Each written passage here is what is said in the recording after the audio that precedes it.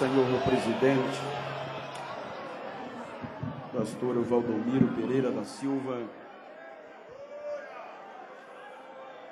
presidente da convenção desta AGO, e a sua muito digna esposa, irmã Lourdes, pastor Joezé, vice-presidente, primeiro vice-presidente, sua muito digníssima esposa, irmã Miriam. Quero saudá-los com a paz do Senhor. E em nome destes, transmito a saudação a todos os demais membros da mesa diretora, com suas respectivas esposas, como também a todos os convencionais, os pastores e as respectivas famílias. Que Deus continue vos abençoando. Quero agradecer a Deus pelo privilégio de poder estar participando mais uma vez desta AGO, aonde sei que não tenho merecimentos à altura, mas a misericórdia de Deus e a bondade do presidente e desta mesa tenho gozado deste privilégio. E para isto me faz necessário agradecer a Deus pela vida das autoridades políticas aqui bem representadas, desde o poder legislativo até o poder administrativo. Sei que não tenho tempo para citar nomes, mas quero louvar a Deus pelo poder executivo desta cidade e os representantes aqui tão bem representada pelo Sua Excelência, excelentíssimo senhor prefeito, a Câmara Federal, pelo nosso irmão deputado Lázaro, e fazer menção de louvor a Deus pela vida de um amigo, um irmão, um filho, deputado estadual Júnior Couto. Que Deus abençoe, amigo, pelo carinho, o privilégio que tem sempre cuidado de mim. E aos amigos, posso dizer que sou agraciado por ter tantos amigos neste estado, nesta convenção. Gostaria de citar o nome de todos, mas em nome do presidente, já disse, transmito-lhe a minha gratidão e um abraço fraternal. Queridos, como o tema deste ano é integridade, e no nosso dicionário, no nosso vocabulário, a integridade, ela está voltada para o todo, para o coletivo, para a unidade, para o íntegro. Eu gostaria de ler um texto que está no livro do Gênesis, capítulo 11.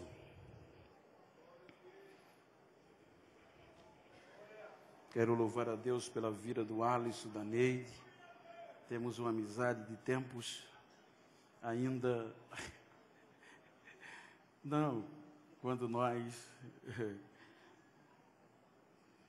Deixa para lá. Capítulo 11, versículo 1 e versículo 5 e 6.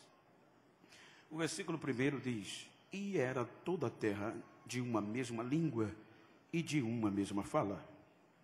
Versículo 5 por diante.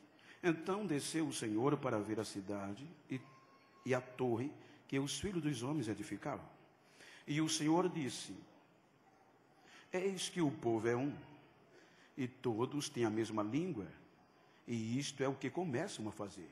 E agora não haverá restrição para tudo que eles intentam fazer. Digam comigo, a mesma língua e a mesma fala.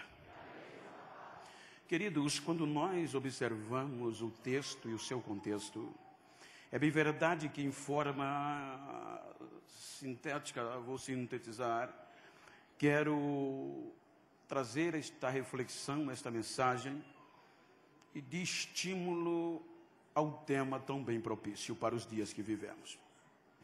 Nós percebemos que dentro do texto e o contexto, desde o jardim do Éden, que o homem tinha uma fala e uma língua semelhante.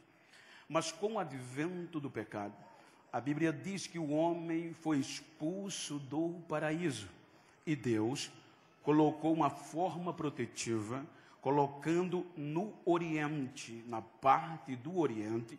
Isso implica dizer que na visão terrestre, a porta de entrada do Éden estava no lado oriental. Então Deus coloca uma proteção no Éden para o homem não voltar a comer da árvore da vida. Porém, com o passar dos dias, vem o capítulo 6 do Gênesis. E aqui a Bíblia diz que o dilúvio destruiu a maior parte, ou quase um todo, de toda a criação, exceto um par de cada animal, um casal, e 8 almas. Porém, quando nós chegamos no capítulo 10, a Bíblia mostra uma nova geração, uma descendência, que tinha o objetivo dado a Noé. Esta geração tinha a função de espalhar, obedecer a Deus e espalhar sobre a face da terra. Esta era a ordem de Deus no recomeço a Noé. Vão, espalhe-se, encham a terra. Porém, a Bíblia diz, terminando o capítulo 10, que chegando o capítulo 11, todo o povo, veja o que a Bíblia diz, que todo o povo, toda aquela geração, tinha uma mesma língua e uma mesma fala. Isso desde o princípio era assim. Toda a terra tinha a mesma língua e a mesma fala. Então a Bíblia diz que partindo eles, na sequência do capítulo 11, do Oriente, isso implica dizer, se afastando mais de Deus, do paraíso, na ótica terrestre. Então Deus agora dá liberdade, e o povo vai se afastando, e chega em um determinado lugar, que geograficamente a Bíblia chama de Sinear. Então, chegando neste lugar, o povo se reúne, e por meio de um líder, tem uma ideia, e eles dizem, façamos uma cidade, ou seja, façamos uma cidade para nos dar nome. Vamos queimar tijolos que nos servirá como pedra, e também o betume nos servirá como cal ou argamassa. Então, nesta cidade, nós vamos edificar uma torre cujo cume toque os céus, para que ninguém se espalhe da terra, ninguém se espalhe e se perda um do outro, contrariando o princípio do recomeço que Deus disse, encham. Agora, este povo se reuniu e disseram, demos-nos um nome a nós, ou seja, não vamos nos espalhar, vamos cuidar um do outro. Então, a ideia era tremenda, a ponto que eles começaram a construir, ou seja, o impacto da construção era quase que não podia ser impedido, e ninguém conseguia conter. Veja que o próprio Deus, diz o texto, que quando Deus observou a potência, a totalidade, a integridade daquela geração no que estava fazendo, aí Deus disse, plural, desçamos e vamos olhar o que o povo está fazendo. Então, quando Deus desce, diz a Bíblia, pastor Cleudson, que Deus observa, e olha o que é que Deus diz a Bíblia, e foi Deus que disse, o povo é um, o povo tem a mesma língua, e se eles começar a fazer, ninguém segura este povo, não vai haver restrição. Ou seja, Deus diz, desçamos e confundimos a língua, só assim pode parar. O qual é a sensação de unidade, de integridade neste contexto? É que o próprio Deus declara que se um povo fala a mesma língua, pastor Luiz César, a quem reverencio, o povo agora falando a mesma língua e a mesma fala, esta integridade é tão forte que nem Deus poderia impedi-los se deixá-lo ir avante. Porque a mesma língua e a mesma fala tem uma contundência. Por exemplo, não é tendo a mesma língua que fala a mesma fala. Por exemplo, a nossa língua é português. O nosso português, ele é a língua de todos os brasileiros, mas a nossa fala não é a mesma. Os portugueses têm o português, mas a fala não é a mesma. Por exemplo, Alagoas, Bahia, fala a mesma língua, mas não fala a mesma fala. Por quê? Porque tem dito que a gente alagoano fala que vocês não vão entender. E ora, se nós estamos aqui muitas vezes, eu ouço coisas que eu pergunto, mas o que quer dizer? Ou seja, eu um dia estava pregando em Ilhéus e eu fiquei assustado quando alguém foi confirmar uma coisa e disse, e não é o quê? Eu digo, meu Deus, o que é isso? E não é o quê? Ela está dizendo, está certo, é positivo. Na minha terra, a língua é a mesma, mas a fala é diferente. A fala é positivo, está certo, é isso mesmo. Mas não é o quê? Não é a nossa fala. Então, tendo a mesma língua, não quer dizer que tenha a mesma fala. Aonde está o segredo? Se o povo tinha a mesma língua e a mesma fala, não havia confusão. Um dizia, me dá o tijolo, o outro entendia na hora, não tinha jargão. Me dá argamassa, tinha argamassa. Não tinha esta diferença de língua e fala. Então Deus disse, vamos confundir, senão ninguém sustenta eles. Se eles continuarem desse jeito, não tem restrição. Então Deus vai e confunde linguajar ali. Aí Deus dá diversidade de idioma. Um dizia, me dá o tijolo, o outro não entendia mais nada. Me dá argamassa, o outro não entendia mais nada. E com isso, o povo se espalha. Mas veja que isso é no capítulo 11. Agora, quando a gente chega no capítulo 12, veja o que é que Deus faz. Deus agora gerou um povo para falar a mesma língua e a mesma fala, no contexto dele, no contexto de obediência, no contexto espiritual. Veja que a língua de Israel, no contexto do tema, não podia ser condizente com a língua das nações. Tudo deles era diferente. Porém, o que atrapalhou Israel é que Israel misturou. Ele não falou a mesma língua nem a mesma fala. Israel contrariou-se e perdeu essa integridade falando a língua de outras nações. Então veja que com o passar do tempo, Israel foi deteriorando-se, foi se parecendo cada vez com o pagão, com o mundo, queimando incenso, queimando todo tipo de coisa, adorando os deuses dos pagãos, não tinha comportamento de crente, falando a língua do céu e a língua de Deus, a ponto que a gente vê que foi necessário Deus enviar o próprio Filho, para quê? Para mostrar a Israel que estava errado, que Israel não cumpriu o que Deus queria. Por isso que Jesus disse, eu não vim destruir o que está escrito, mas eu vim cumprir. Ou seja, então agora eles rejeitaram, porque na ótica deles Jesus era um Zé Ninguém. Por quê? Se os irmãos observarem, Moisés já havia profetizado acerca desta vinda, mas a expectativa deles era de um Jesus político, religiosamente falando, que viesse reinar, ministrar, viver no centro de Israel, porque no contexto, Israel, a Palestina, você vai ver principalmente 5 regiões, a Galileia, Samaria, Decápole, Judeia e Pérea. Então essas regiões, elas eram cada uma no seu viver cotidiano.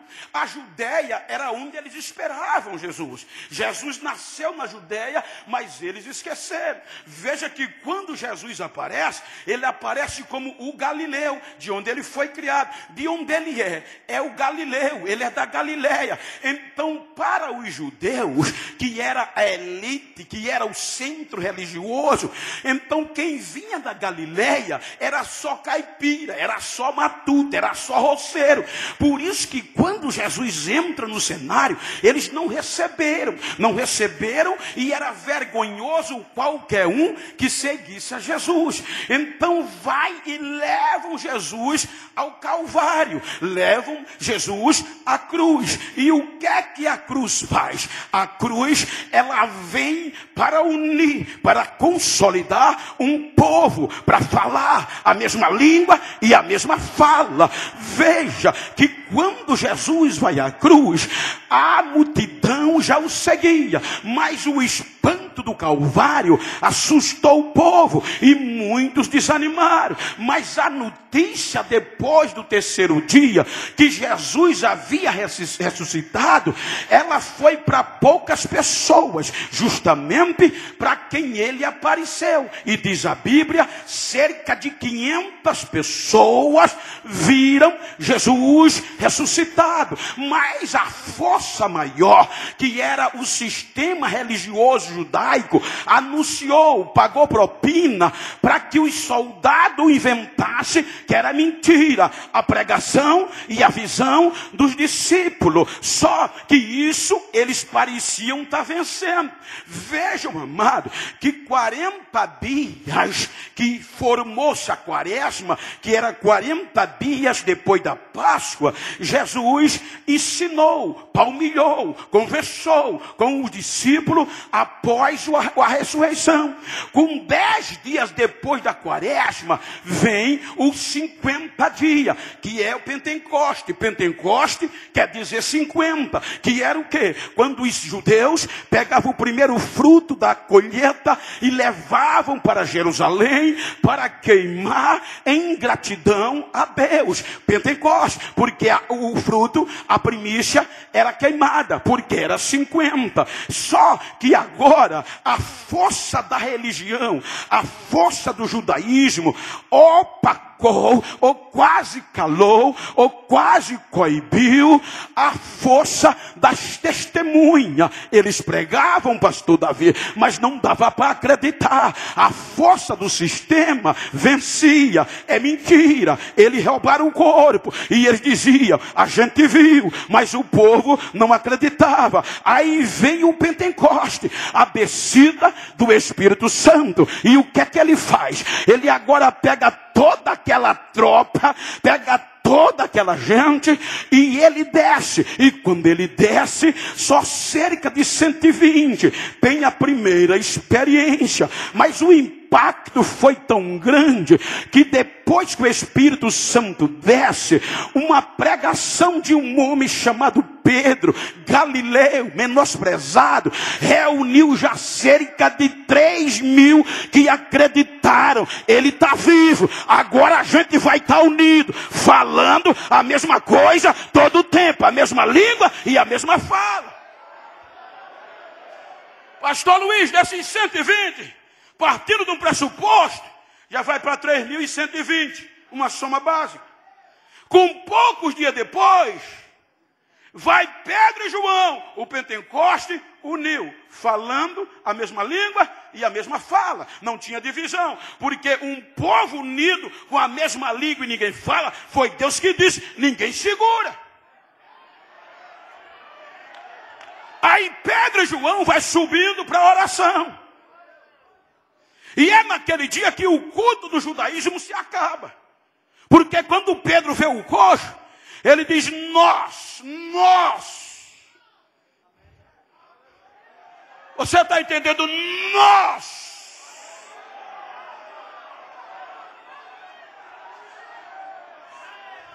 Mas o que temos, coletivo, te damos. Em nome de Jesus, o Nazareno levanta e anda.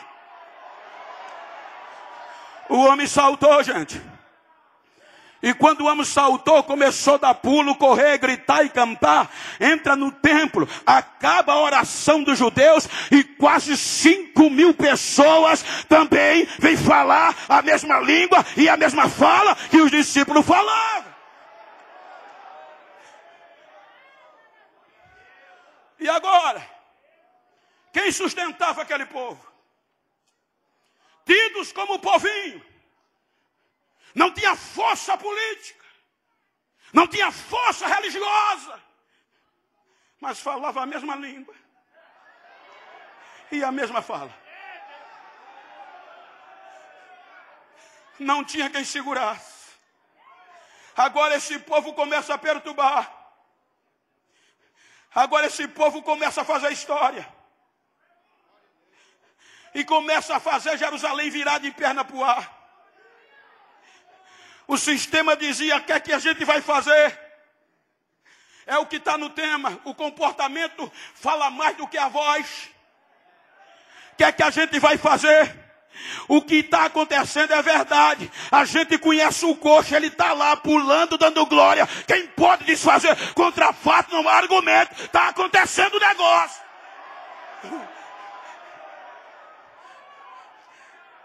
Bota na prisão. A prisão não sustenta. Por que eles queriam parar esse povo? Porque o sistema estava contaminado pelo poder de Roma. O sistema tinha perdido a razão da mesma língua, da integridade, da mesma fala. E agora este povo que ninguém acreditava estava fazendo a diferença.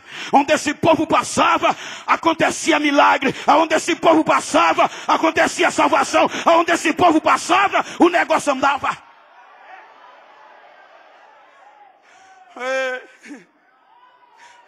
Não tinha quem parasse. Vamos pará-lo, não tem como. Reúne a equipe, os tops. Aí no meio dos top nele, um dos mais respeitados, Gamaliel, olha para o sacerdote e diz: gente, esse negócio é sério. Vocês lembram que já apareceram dois aí querendo ser alguma coisa? Judas, o Galileu e Teudas. E agora vem esse Jesus e agora tem essa raça aí no contexto construtivo. Tem esse povo aí falando o nome dele. Escute bem, presta atenção. Deixa esse povo quieto. Porque se essa obra for de homem, ela vai se acabar. Mas se for de Deus, vocês vão quebrar a cara. Ninguém pode parar um povo que anda unido. Ninguém.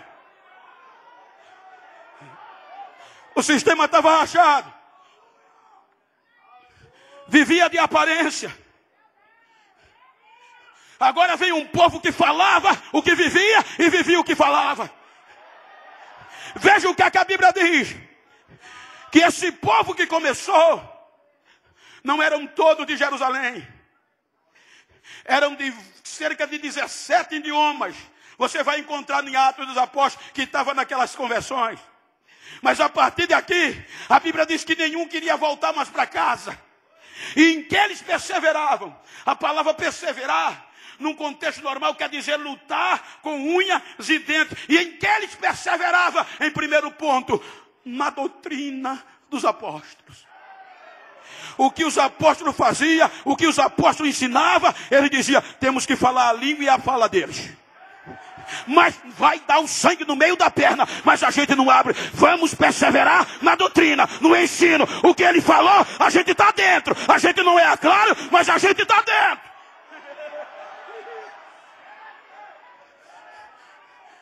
E começou.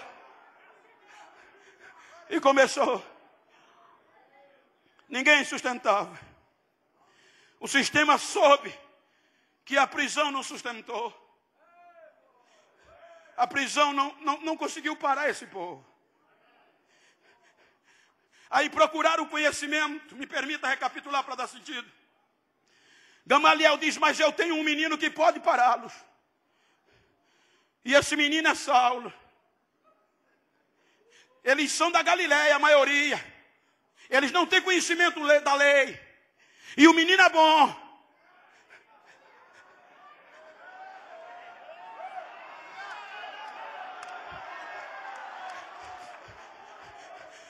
Mas quem pode parar um povo que fala a mesma língua e a mesma fala, gente?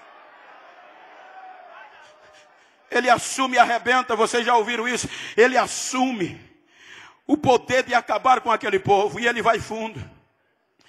Mas a Bíblia diz que mesmo por a vida em risco, os irmãos saíram de Jerusalém, mas por onde passava, falava a mesma coisa, a mesma língua e a mesma fala, e Deus ia cooperando com eles. A Bíblia diz que agora, o que eu acho lindo, é que havia, diz o contexto histórico, ideológico, intelectual, que haviam 4 idiomas que eram falados na Palestina. O grego, que era uma língua litúrgica, da elite, do top. O aramaico, que era a língua do povão, segundo eruditos, a língua que Jesus ensinava, pregava. Por isso que era conhecido como Galileu, e era da Galileia e falava a língua do povo. E havia o grego que predominava, e o latim, que era a língua do império. Então, quando Saulo agora aceita a proposta, para o sistema, Jesus era um semi-analfabeto. Jesus o Galileu, Jesus o Nazareno, era pejorativo para a realidade da época. Agora Saulo arrebentando e soube que lá em Damasco tinha um povo falando a mesma língua e a mesma fala. Aí ele disse, vou parar! E vai para lá. Eu acho lindo, irmão, o Atos capítulo 26. Quando ele agora dá o testemunho. E o que é que ele diz? Diante do rei Agripa, ó rei Agripa. Como eu estou alegre de estar diante do Senhor. Rei, eu quero lhe dizer uma coisa, eu odiava esse nome chamado Jesus. Ele disse. Eu intentei todo tipo de coisa ruim contra esse nome. E fiz. Prendi crente que acreditava nele em Jerusalém e em um monte de cidade estrangeira. Levei para Jerusalém e até eu dei o meu voto para matar alguns deles. Mas, rei, eu fiquei sabendo que esse povo estava em Damasco, rei. E não é que eu peguei carta, peguei a autoridade e parti para lá. E indo eu, cerca de 360 quilômetros, a geografia diz, indo eu a caminho, meio-dia, é a hora que o sol é mais quente e brilha mais. Meio-dia, eu e os meus homens, a minha escolta, indo em paz, brilhou uma luz que suprimiu a luz do sol. E aquela luz brilhou, a gente caiu por terra, aí no meio da luz apareceu uma voz, e o pior, aquela voz era em hebraico, a linguagem da altura, da elite, do topo, e ele me falou em hebraico, e quem era ele? Ele disse, Saulo, Saulo, por que me persegue? Quem tu és? Eu sou Jesus, eu sou Jesus, a quem você persegue?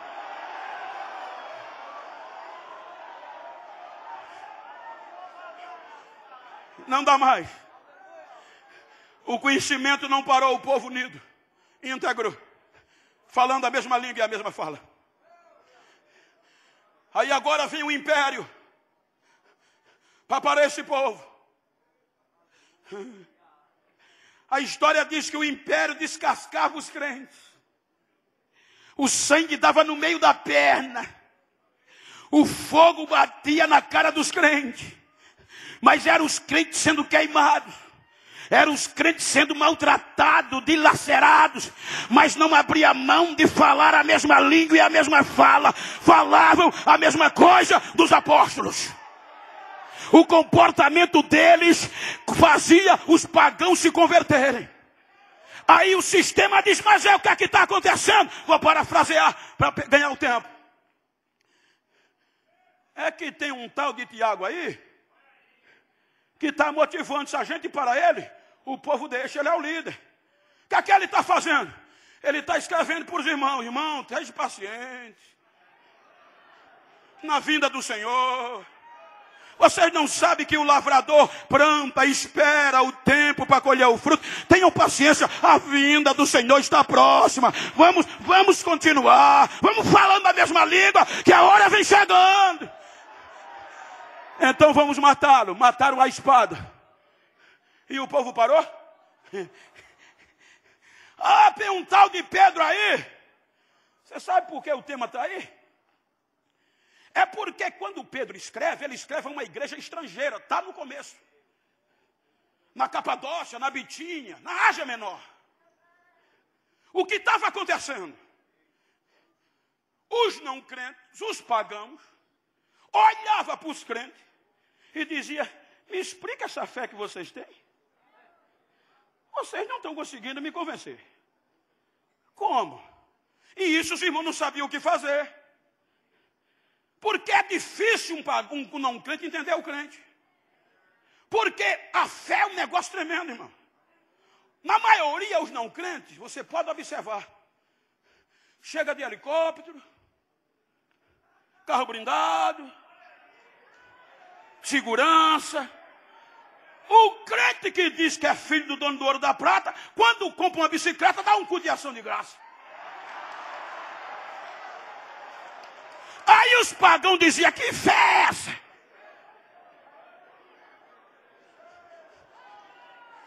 Tudo alegre, cheio da grana, chegava os irmãos sufocados pelos impostos de Roma, a crise batendo, tinha crente, gente, que nem tinha comida para comer o dia, aí o pagão tirava a onda. Ô irmão, não dá para entender o crente não entende o crente.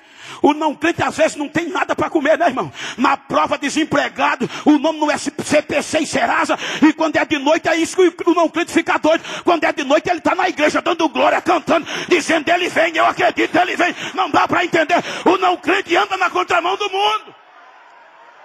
É por isso que o não crente diz: isso é um povinho. O crente de você que pensa: vocês não vão conseguir. O crente já conseguiu. Vocês não vão conseguir vencer. Ele diz: eu sou mais que vencedor por aquele que me amou. Aí como explicar? Aí Pedro diz: irmãos, faz o seguinte, se preocupa com isso não. Santifica Jesus no coração de vocês. Anda falando a mesma língua e a mesma fala. Se comportando diante dos não crentes. E vocês vão dar resposta sem palavra a eles. Eles vão ver e vão glorificar a Deus pelo comportamento de vocês. Porque vocês não foram comprados com prata nem com ouro. Foi o sangue de Jesus. Aí o sistema disse: tem um tal de Pedro aí que está motivando o povo. É um dos líderes. Se para ele, o povo para.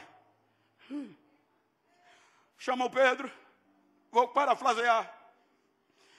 Quando puxa o histórico, está lá escrito: ele não pode ver uma cruz que abre mão. Ele é frouxo. Está aqui que numa noite ele negou 3 vezes por causa de uma cruz. Então, se botar uma cruz na frente dele, ele vai deixar de falar a mesma língua. Prenderam Pedro, botaram uma cruz na frente de Pedro. O inquisitor olhou para ele e disse: vem cá, Pedro, quer viver? Já estou vivo. Quer continuar vivo? Não importa. Se você não renunciar, vai ser crucificado. Ou renuncia, ou vai para a cruz. A Bíblia diz que Pedro, cheio do Espírito Santo, agora falando a língua do povo e a língua de Deus, ele disse: eu não sou merecedor de ser crucificado como o meu Senhor foi. Me coloque de cabeça para baixo e pode meter o prego com aquela aí. Pá!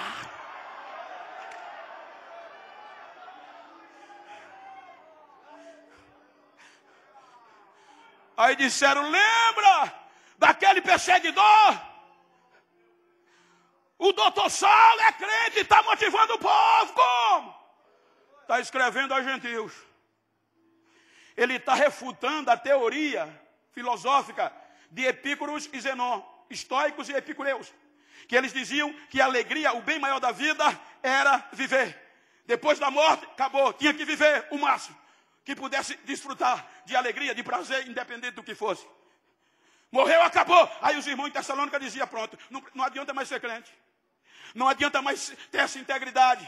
Porque se morrer, acabou, não vai ter ressurreição. Aí ele fica escrevendo: irmão, eu não quero que vocês sejam ignorantes acerca dos que já dormem. Porque o mesmo Senhor é o mesmo Senhor. Ele descerá com uma voz de alarido, a voz do arcanjo, com barulho de glória. E nós não vamos subir primeiro do que os que dormem nele. Eles ressuscitarão primeiro. E depois nós nos encontraremos com ele nas nuvens. E subiremos. E nos encontraremos com o Senhor. Irmão, o vosso trabalho tem uma recompensa. Aí disseram, se parar esse doutor, esse crente Paulo, o povo para. Prenderam Paulo.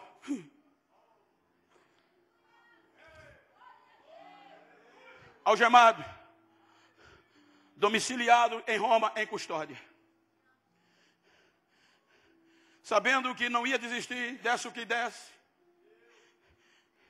ele escreve a segunda carta ao seu filho na fé, Timóteo. E na segunda carta, no capítulo 4, ele conjura Timóteo.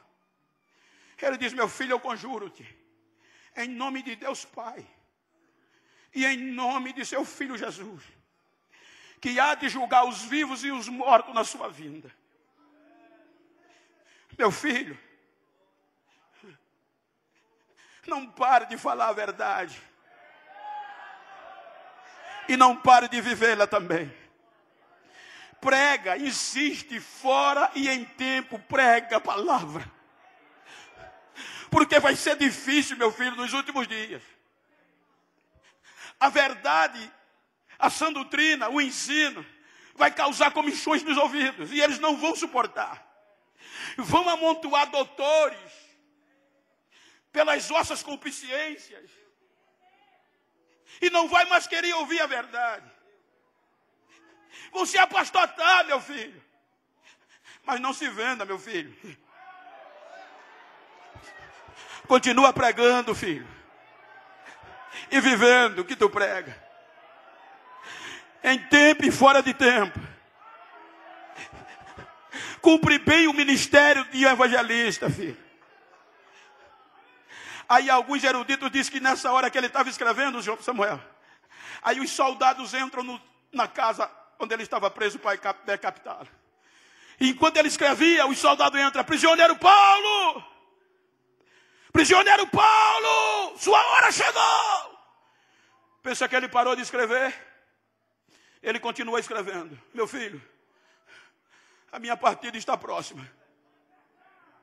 Eu estou sendo oferecido por libação, meu filho.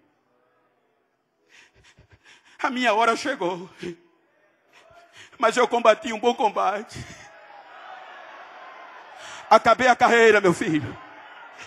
E guardei a fé. Agora o que me espera, meu filho, é a justa coroa da justiça, meu filho, a qual o justo juiz me dará naquele dia, não só a mim, mas a todos que amarem a vinda do Senhor, a todos que forem íntegros. Tem íntegro aqui, quem está esperando? Quem está esperando? Deixa eu ouvir o barulho de quem está esperando.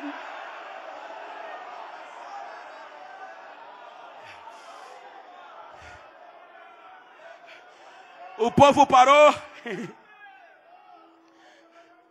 Continuava falando a mesma língua e a mesma fala.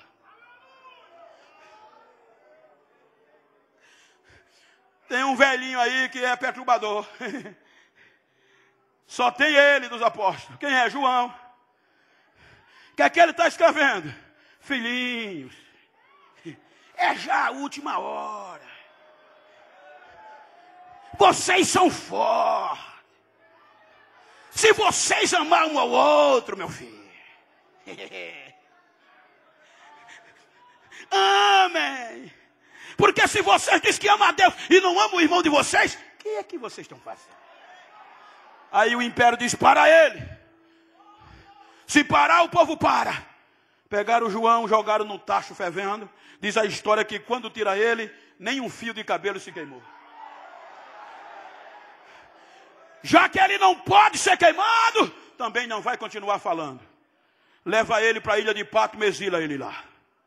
Quero ver ele se relacionar com ninguém. Vai João para a ilha de Patmos.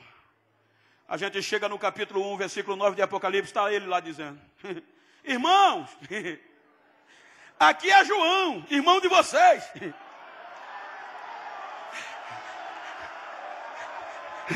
Eu estava preso na ilha de Patmos por causa da palavra de Deus e do testemunho de Jesus Cristo. Quando de repente No dia do Senhor, no dia da visitação, eu vi uma voz detrás de mim como voz de trombeta. E quando eu me virei para ver quem falava comigo, eu vi 7 castiçais de ouro. E no meio dos 7 castiçais, um semelhante ao Filho do Homem. O cabelo dele era branco como a lã e a neve. O vestido era comprido do pescoço aos pés. No peito um cinto de ouro. Aleluia. Os olhos pareciam chama de fogo. E da boca saía uma voz como de espada de 2 fios. Quando eu vi, não aguentei e caí sobre os seus pés. Ele me pegou com a mão direita e me disse: João, não precisa ter medo, sou eu, João. Eu mesmo, eu sou o primeiro, eu sou o último. Eu fui morto, mas estou vivo e estou vivo para todo sempre. João, sou eu. Escreve o que eu vou te mostrar, as coisas que são e as que hão de vir. Escreve, escreve. Aí João pega e começa a escrever: eis que sendo eu, guarda o que tem, para que ninguém tome a tua coroa. Quem vencer vai comer da árvore da vida que está no meio do jardim de Deus. Quem vencer não sofrerá o dano da segunda morte. Quem vencer receberá um novo nome. Quem vencer receberá uma veste resplandecente. Quem vencer sentará no meu trono comigo, comigo, comigo. Quem vencer...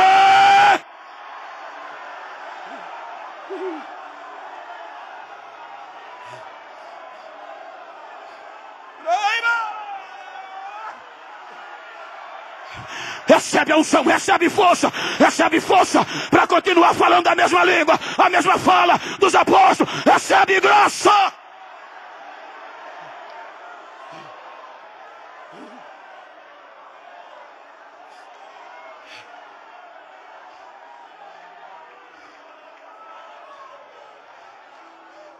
Chegou o século 21.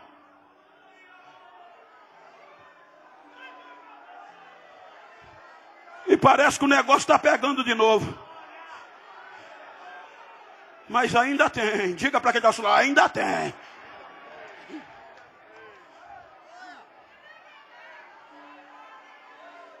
O ceticismo, o relativismo, a gente está incomodando.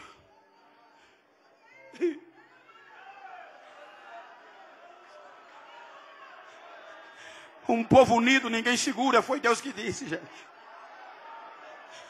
No princípio falava a mesma língua e a mesma fala. Estão querendo fazer de tudo para tirar isso de nós, a integridade. Porque o século 21 trouxe a modernidade. Nada contra, muito pelo contrário. Mas hoje já não tem paciência de ser servos. Eu venho de uma geração que quando os apóstolos falavam, sim senhor, não questionava.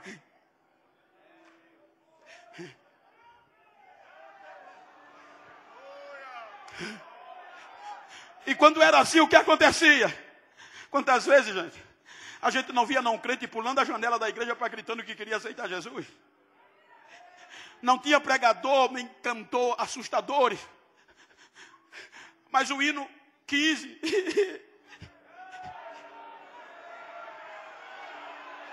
Foi na cruz que um dia eu vi meus pecados castigados em Jesus. Foi ali pela que eu os olhos, e as pessoas vinham correndo, paralítico levantava, Jesus batizava com o Espírito Santo.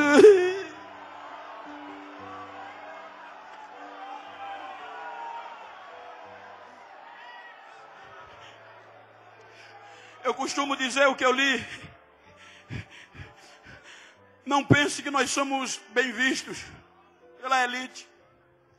Ainda existem restrições pela elite. Eu costumo dizer onde eu passo, Lázaro. No final do ano passado, a maior revista de circulação nacional, da editora Abril, se não a maior, uma das maiores do nosso país, publicou uma matéria sobre nós, os evangélicos. E sabe qual foi a nota que eles deram para nós? 0. Esses crentes são miseráveis. Este povo é composto de brasileiros, de morenos, para não chamar negro. Que meu pastor de saudosa memória dizia, só quem gosta de negro é Jesus.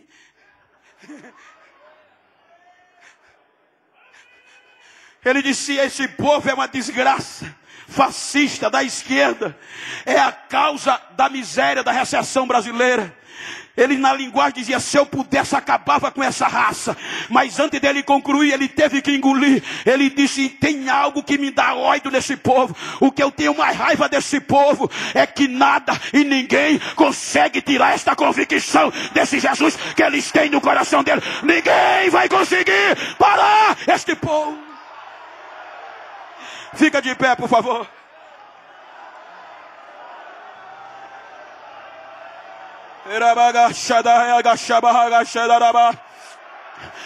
Tá sentindo o que eu estou sentindo aqui, tá? Tem pentecostal aqui, tem pentecostal na galeria. Deixa eu ver o barulho de línguas estranhas. Deixa eu ouvir o barulho de língua, Deus. Ninguém consegue parar este povo.